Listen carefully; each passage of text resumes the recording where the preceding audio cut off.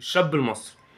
الشاب المصري هو اكتر شاب في العالم حظه وحش، مع كامل احترامي لاي دولة فقيرة في العالم واي دولة نامية واي دولة عندها مجاعة. الشاب المصري هو اكتر شاب في العالم ملوش حظ.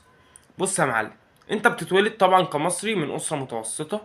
في الظروف الحالية اللي احنا فيها دلوقتي فما بقاش فيه اسر متوسطة، بقت يا اسر عالية اوي في ايجيبت يا اسر تحت اوي. فانت طبيعي كأي مصري بتتولد في الاسر اللي تحت اوي. حلو. طبعا بتتعلم في مدارس الحكومة، ما بتتعلمش أي حاجة. فبتيجي بعد كده تخلص ثانوية عامة، تدخل كليات الشعب، ما بتتعلمش أي حاجة. فبتيجي لو خدت إعفاء من الجيش بتلاقي خازوق طلع لك، انت ما تعرفش هو طلع لك منين. يعني انت ما تفكرش اي حد ممكن يشوف الفيديو ده لو هو دخل جيش او في الجيش دلوقتي، ما تفكرش ان اللي بياخد اعفاء بيلاقيها سالكه معاه 100%. لا، ده بيحصل له خوازيق، ممكن اصلا هو اللي يحسدك، لان انت سنه الجيش بتعدي انت مش شايل ضغط ولا هم اي